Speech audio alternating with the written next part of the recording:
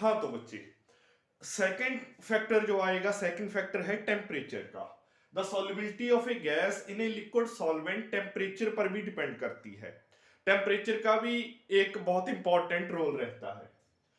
अब एक बात आप याद रखना कि जब भी कोई गैस किसी लिक्विड सॉल्वेंट में डिसॉल्व होती है तो the dissolution process is exothermic in nature. ये आपने बात याद रखनी है।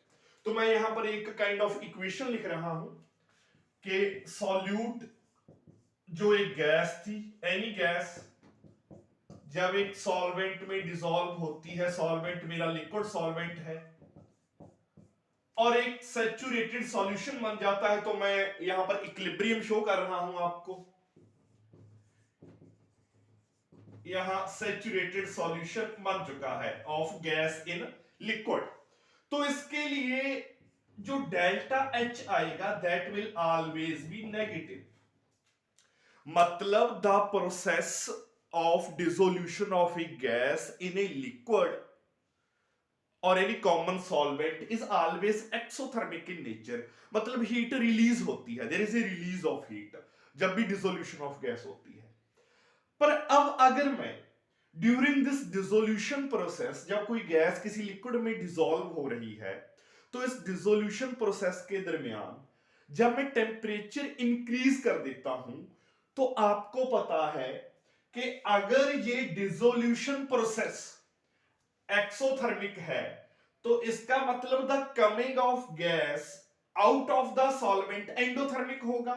मतलब अगर ये फॉरवर्ड प्रोसेस एक्सोथर्मिक है तो जो बैकवर्ड प्रोसेस है सॉल्यूशन से सॉल्यूट और सॉल्वेंट का अलग अलग होना, या सॉल्यूशन से गैस का बाहर निकलना, ये एंडोथर्मिक होगा, आपको पता है।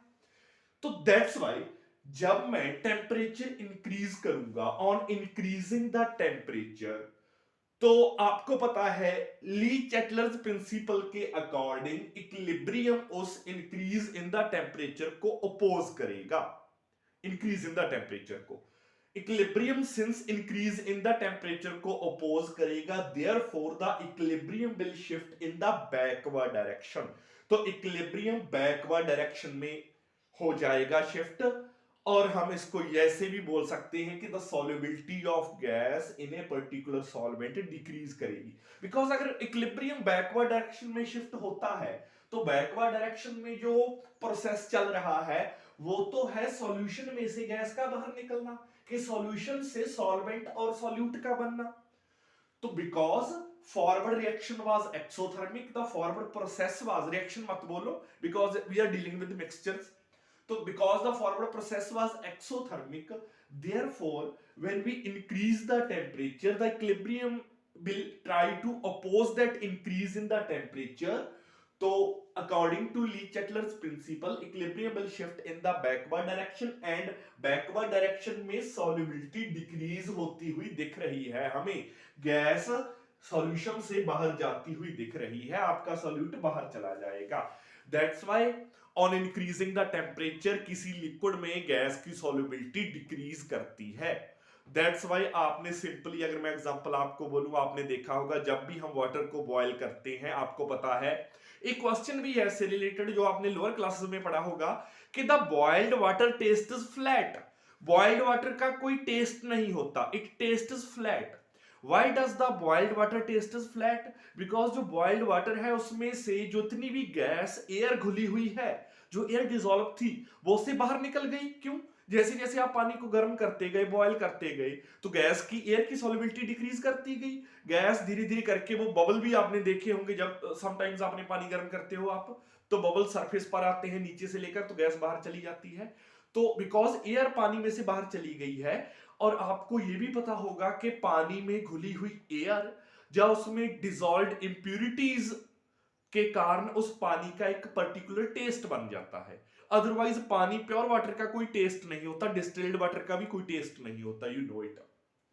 तो अगर आपने उस पानी में से एयर को बाहर निकाल दिया है तो डेफिनेटली उसका टेस्ट आपको फ्लैट लगेगा।